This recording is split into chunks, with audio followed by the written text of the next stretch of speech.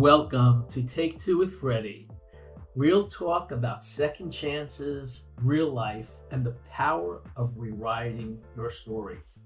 I'm Freddy Freundlich, entrepreneur, mentor, and storyteller. And here's the deal. If I didn't walk it, I don't talk it. Each week, we'll spend about 20 minutes laughing, reflecting, and hopefully walking away a little more inspired than when we came in. So what's on my mind today? Let me take you guys back a couple of mornings ago. I had decided I was going to work from home.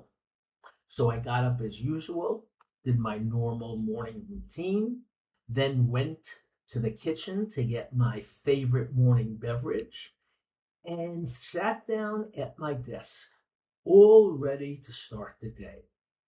Now, what I like to do the night before is I like to try and get myself organized so when I sit down at my desk or at my office, I am ready to move forward with focus and direction. So I will review my calendar, check on my to-do list. In other words, make sure all my ducks are lined up in a row. There is an expression which can be translated in many different languages, but it basically says, man makes plans and God laughs. And that's exactly what happened that morning. Because as I sat at my desk, I realized something was terribly wrong with my computer. And then I realized it was specifically with Outlook. It wasn't opening properly. Very quickly, I realized that no emails were coming in. And then I saw nothing was going out either. So the first thing I did, like any other normal person would do in this situation, I freaked out. And then after a moment or two, I thought, okay, what would a more tech savvy person do? And I did what I thought they would do. I refreshed, I rebooted, I unplugged the computer, I checked the Wi-Fi, but still nothing. So what would a normal person do in that situation after nothing seemed to work? Is exactly what I believe I did. I Googled, because that's what we do. We Google. And I pulled up Microsoft server status. And of course, everything showed green. According to them, no issues, which of course, for me, made this even worse. Because if it wasn't them, it had to be me, right? So now I'm in, I guess you can say, a bit of trouble because it means I have to figure out what to do. Well, my experience tells me it can't be too much of a big deal. And I start Googling and I start using Chat GPT. And I'm looking at every possible scenario. And they're giving me all kinds of different suggestions. Between you and me, at least half of the stuff they suggest are all Greek to me.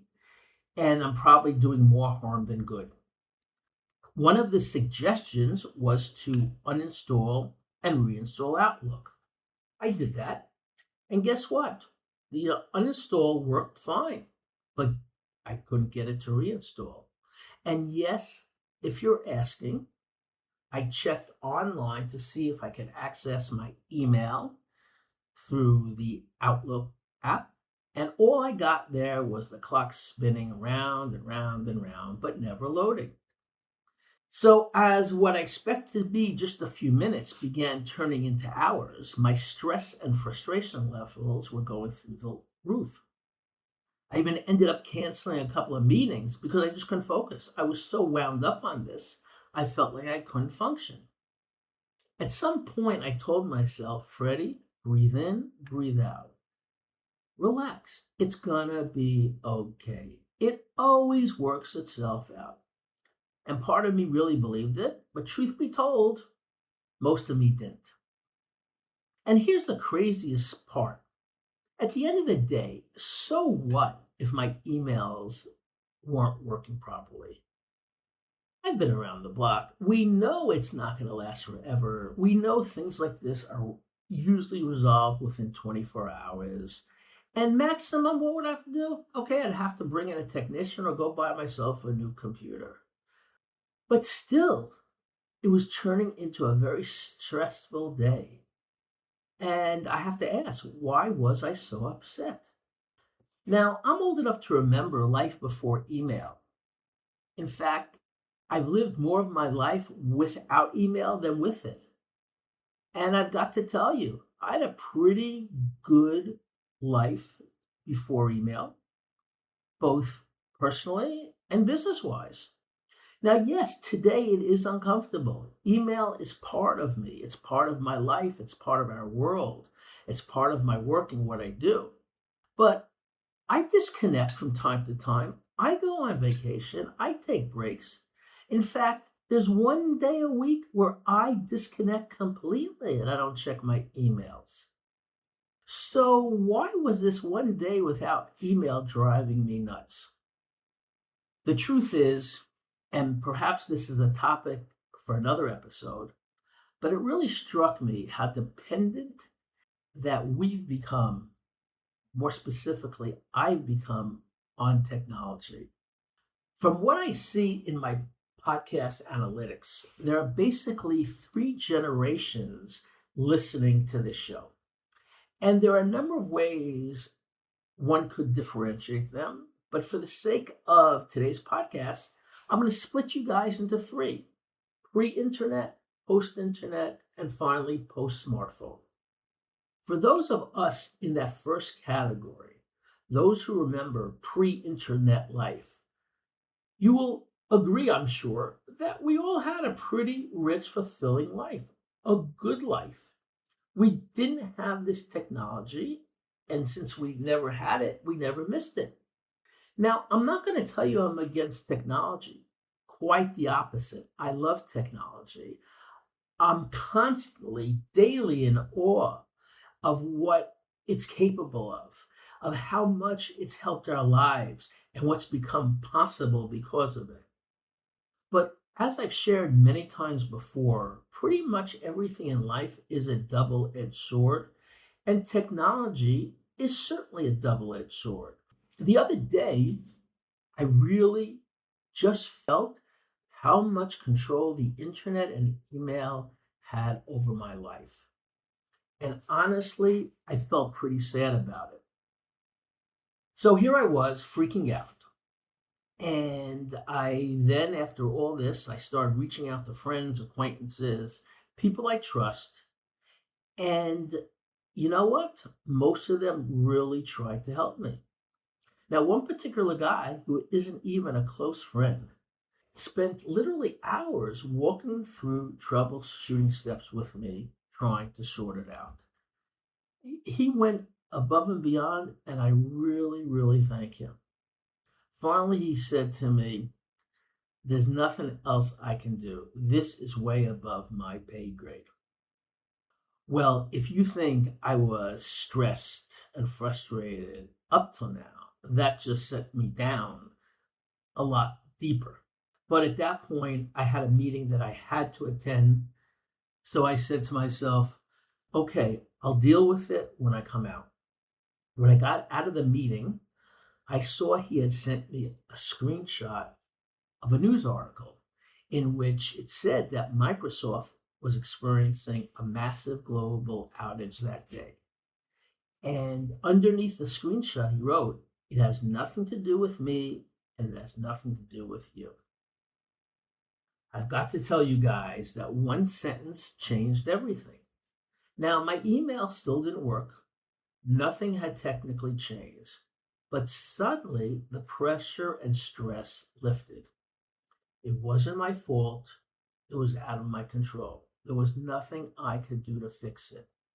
There was nothing more that I needed to worry about.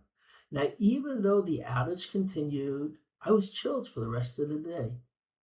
I just knew it wasn't about me and eventually would get resolved. Now, here's the kicker. For several months before this, I've had a recurring issue with one of my email accounts. I was having trouble sending emails from Outlook on my desktop. I could receive them, but I couldn't send them.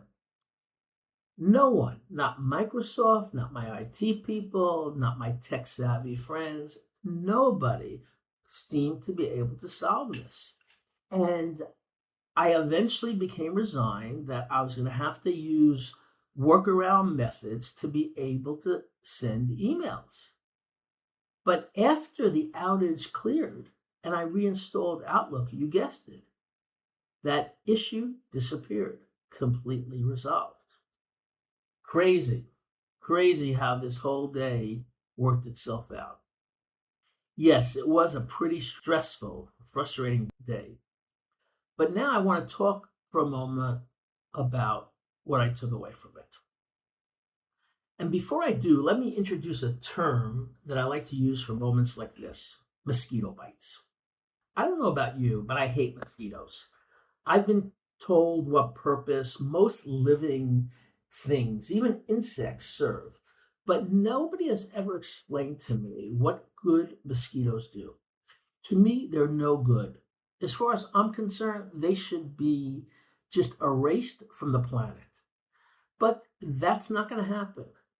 For some reason, the good Lord created them, and they're here to stay. We all have to deal with them. Sometimes we can minimize their impact. We can use repellents, remove standing water, take precautions. But at the end of the day, mosquitoes are part of our life. So unless you live in the Antarctica or somewhere extreme, you're not getting through life without a few mosquito bites. That's how I see all the small annoying stuff that shows up in our life. The tech glitches, the traffic jams, someone makes a snarky comment to you, your kids are freaking out during a Zoom call, the dog starts barking at the wrong time. None of these are life threatening. None of them are really big deals in the scheme of things. But man, do they itch. And just like real mosquito bites, we often make them worse by scratching. We obsess, we replay them, we react to them, we allow them to have space in our minds rent free. We let them take over our mood, our focus, our entire day. And that's the small mosquito bites, because then there are bigger mosquito bites, like forgetting to make a payment on time, a minor automobile accident, coming down with the flu or a cold. These hang around longer. They disrupt our lives a little more, but they're still not the end of the world. They're still mosquito bites. And like the little ones, we still have a choice. Do we scratch or not? Do we treat it and move on? Or do we keep digging until it gets really infected? That's the choice I didn't make that day. You know what? Let me backtrack on that. I made a choice. Of course, I made a choice. We have no choice. We always have to make choices, consciously or subconsciously. And I made a choice that day, and it's probably subconscious, but I decided that I was going to scratch the heck out of that mosquito bite. I got emotionally involved in something that I had absolutely zero control over, and I allowed it to ruin my day. But the moment that I found out it wasn't my fault, the moment I realized it wasn't about me, I let it go instantly. Nothing had changed on the outside, but everything shifted on the inside. That's the power of perspective. Now, I started out by saying that I wanted to look at the takeaway from this, what I took away from that day. So we just discussed the whole idea of mosquito bites. I want to now sort of bridge with you and take you to something else I've been reflecting on, and then bring it back and wrap this up into a nice little picture. A phrase that keeps coming up, and it started in the past few years, was I just want to get back to normal. When will life get back to normal? I want to be normal again. Now, we started hearing this during COVID and after COVID and during a number of world shattering things that have happened over the past 2, 3 years, wars and uprisings and other incidents. And I keep hearing this thing. I just want to get back to normal. Well, it made me think, what is normal? Is it life before COVID, before 9/11, before all this airport security, before Zoom school, remote work? You know, guys, a few years ago, my wife and I visited New York City and we went to the Empire State Building. I told one of the security guys there that it had been decades since I'd been there, probably since I was a kid. I said, back then, when you walked in, you had doormen and elevator operators, but there was no such thing as metal detectors. You just walked in. You walked in, got in the elevator, and went right up to the observation point. He looked at me like I was describing a science fiction movie. He'd never known a world without metal detectors, ID checks, and bag scan. That's the thing. Normal is just what you're used to. Now, for my grandkids, Zoom school is normal. For me, it's bizarre. But neither of us are wrong. We're just living in different chapters. So when people say, I want to get back to normal, what they're really saying is that I want to feel safe again. I want to feel like the world is solidly under my feet. I want to stop the itching. And I get it. I really do. But I also know this, there's no going back. That's just now. That's just today. And the more we chase yesterday's normal, the less we're able to fully show up for what's right in front of us.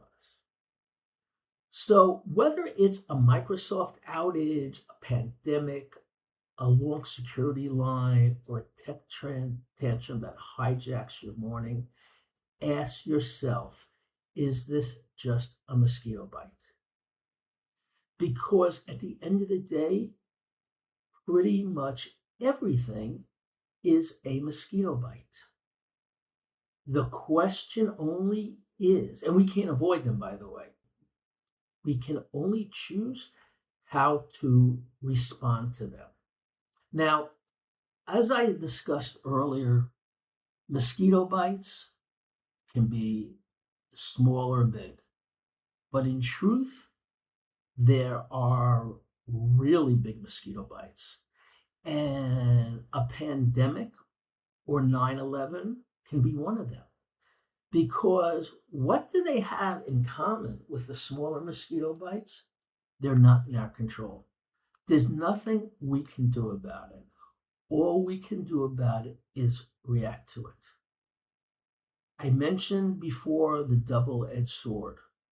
And you can also, instead of double-edged sword, say that there's a silver lining to most things.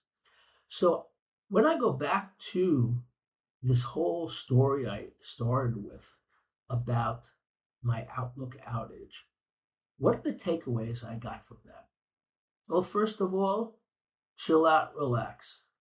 It'll all work out in the end, one way or the other. There's no reason to let it do damage to me. Second thing is, you don't ask, you don't get. I put out to the world that I needed help, and somebody who was a casual friend came to my assistance. Sometimes I've had complete strangers come to my assistance. So if you don't ask, you don't get. So those are just a couple of the things that came to mind with this whole bit. And last but not least, of course, was the fact that a problem that I thought was unsolvable was solved because of this crisis. At the end of the day, we can choose.